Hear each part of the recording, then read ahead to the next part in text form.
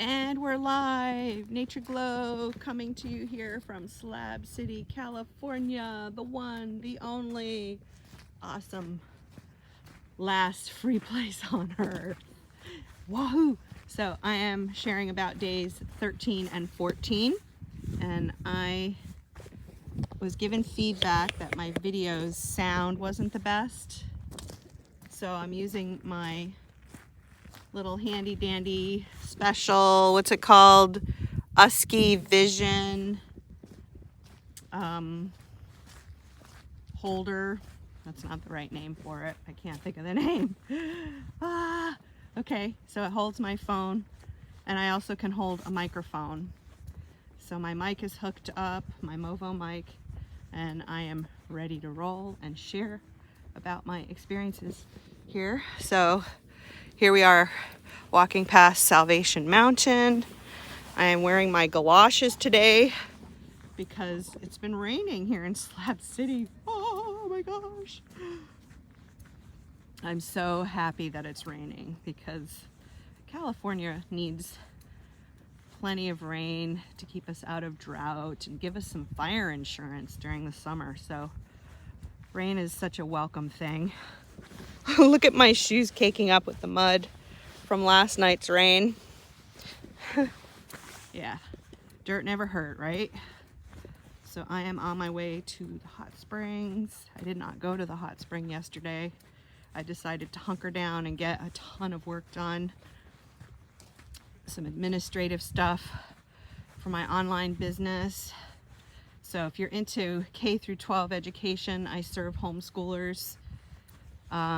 Upper elementary, middle homeschoolers are my primary audience, but high schoolers also love my marine biology online courses.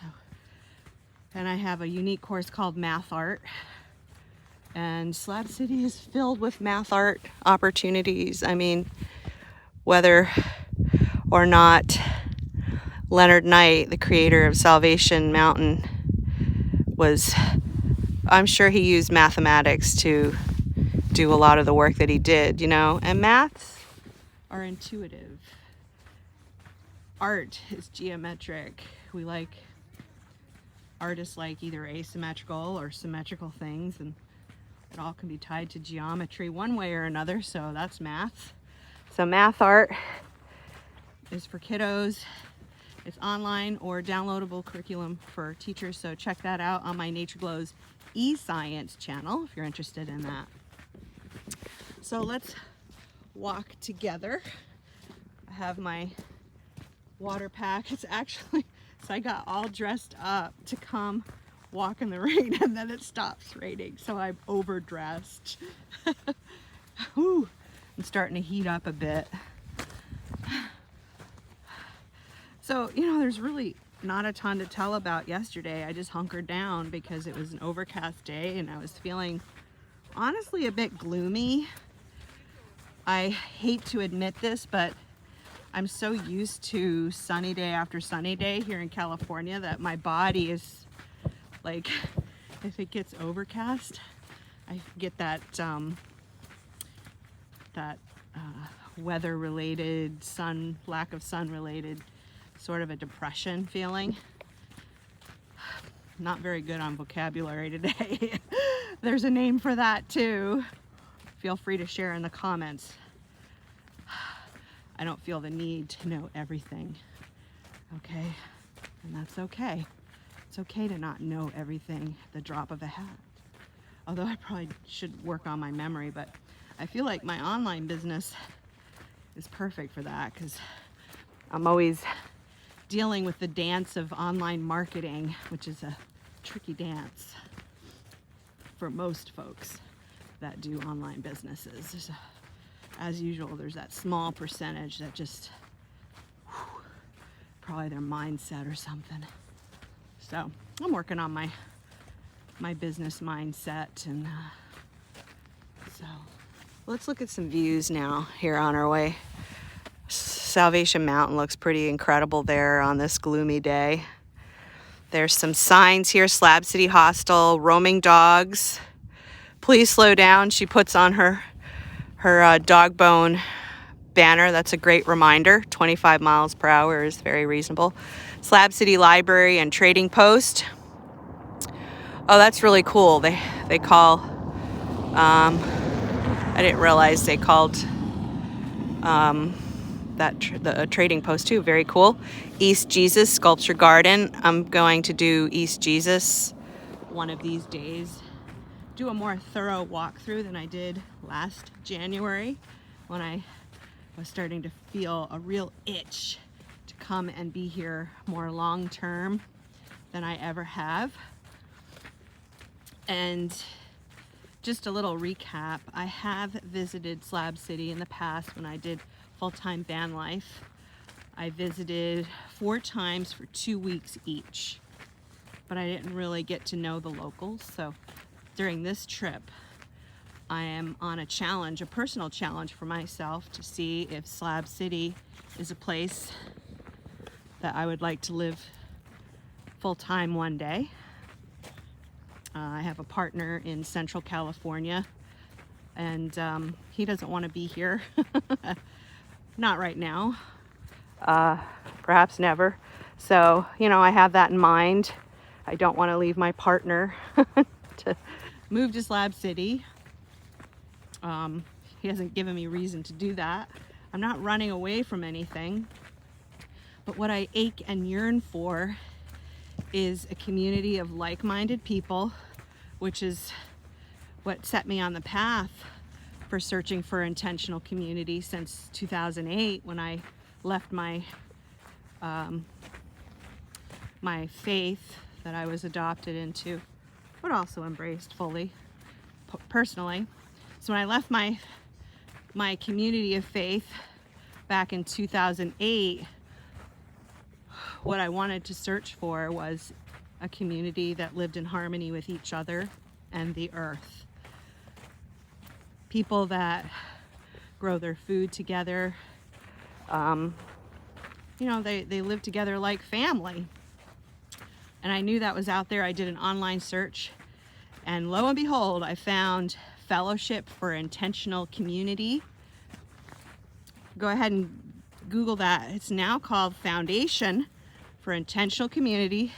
It's a worldwide listing of intentional communities. So a lot of people have heard of the term commune, like the 1960s and 70s back to nature communes. Well, these are those, but they're well evolved now. Some maybe more than others, but you know, isn't that the way with life? But check that out. You know, if you're interested in intentional community, as I'm spelling it out here, check out Foundation for Intentional Community. And I will aim to leave a link to that later when I do my editing. Well, not editing. I'm going live, so I don't have to edit videos. I don't have time. I just don't. I don't have time to socialize and juggle my online work and edit. I'd literally have no downtime. I don't even have downtime right now, hardly, because my business always needs so much attention. Okay, so check out Foundation for Intentional Community online and see if there are any intentional communities for you to go visit. If you're here in California, check out Slab City like I'm doing. Now, the awesome thing about Slab City that most intentional communities don't offer is you don't have to pay rent here unless you want to. There are some people that have parcels of land that they have structures on, and they actually rent places. You know, you could totally do that. Some people want to do that because they want to be in a more tight-knit situation where people are watching their stuff, and that's cool, you know. But you know, move 100 yards from that spot and you could live rent-free out here, and you know, become friends with people and help watch over each other's camps. You know, there's different ways of doing this, whatever your comfort level is, whatever your income level is. I talked to a guy the other day in the hot spring, and he's super cool. He hails from the East Coast. He drove across the country on a bicycle with a tent and a floaty. If you're watching this, hi, you know who you are. He says he got here with just his bike and his tent, and he's been here like a month, I think, or a couple months, and he said within that time frame, someone gave him a camp with a trailer or a camper or whatever. He found solar panels, or someone gave them to him, and he's like, wow, you know, that can happen. You know, if you have great energy and, you know, you're here to be a good neighbor, just be a respectful, decent human being, you know, you'll do well. Like anywhere in this world. Whew, I am really overheating. Way overdressed. It's just so funny how I want to set this down, but I don't want to put it in the dirt. I have to get over my phobia of dirt out here, right? Okay, I can do this. I can do this. I can do this. Yeah, I guess I do have a little bit of a dirt phobia. I notice. I mean, I'm not a fastidious cleaner.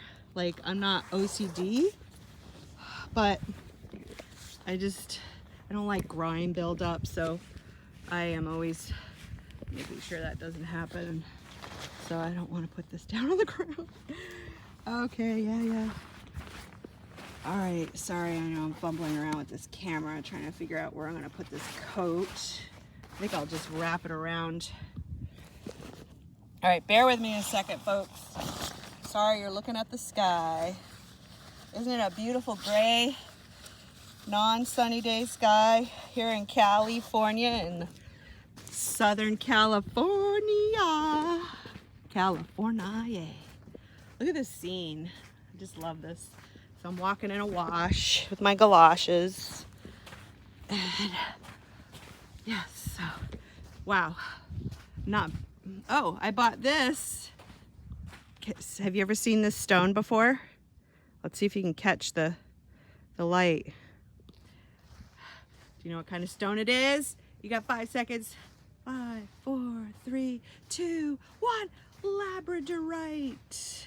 I did a whole mini course, it's not a course, it's a lesson for homeschoolers about labradorite. In fact, I sell it on my Teachers Pay Teachers store, in case you're homeschoolers or teacher that's interested in rocks and minerals. So, and I have a whole rocks and minerals course on my Teachers Pay Teachers store. Yeah, I know, I'm doing these little drops from my K-12 education business, but hey, why not? All right, so I want you to see where I'm walking. Oh, it's so beautiful. It's so different when everything's wet like this. Wow. All right, I'm gonna be quiet and let's just do a little pan of the Slab City desert.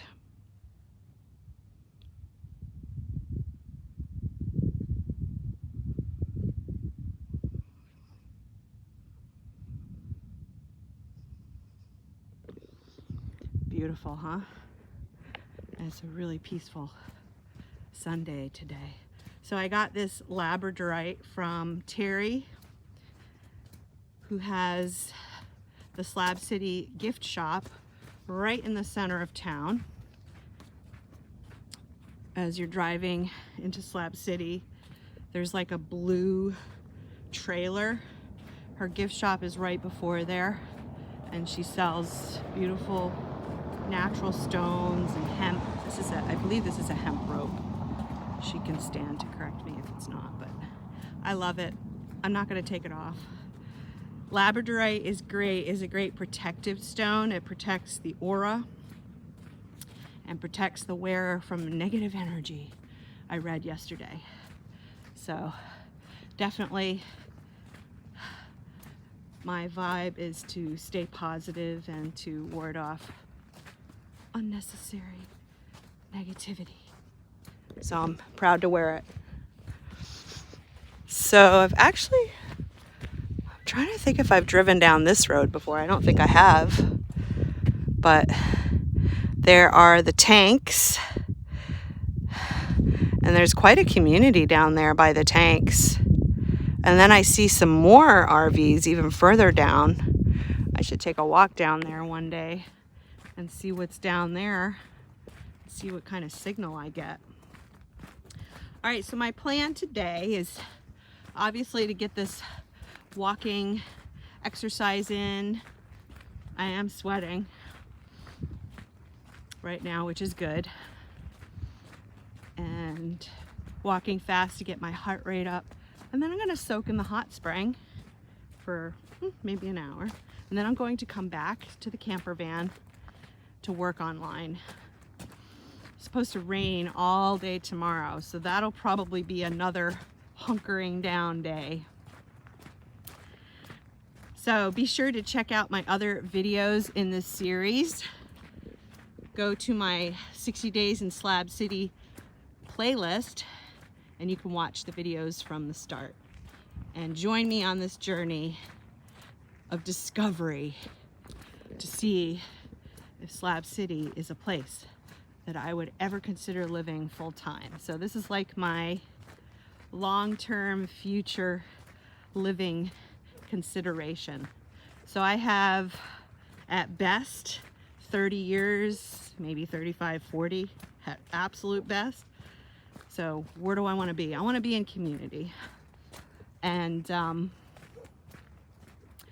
I love many of the kinds of folks that come here to be in Slab City. A lot of out of the box thinkers, people that are tired, sick and tired of raping the earth. Let's be honest.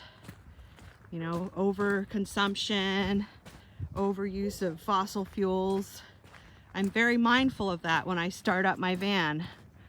I try to be as minimalist as possible with fuel and oil. But you know, she's a family member and she uses fossil fuels. Doesn't mean I love her less. my van is called Evergreen Queen. Hey, it looks like I'm getting comments. Hi, I can't read them because I can't read it. I'm sorry.